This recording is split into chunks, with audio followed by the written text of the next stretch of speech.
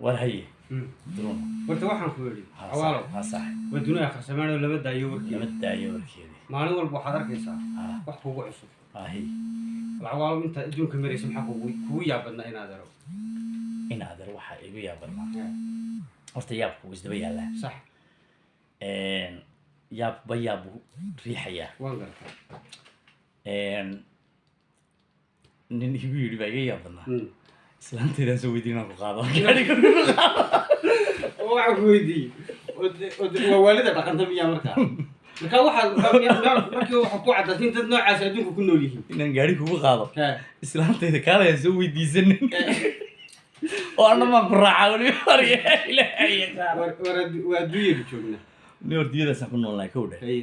marka kama maarsamayso inaanu dulqaadananayo mee dulqaadka loo baahan yahay laakiin nin walowba kursigaaga yaan lagaa dhaqaajin may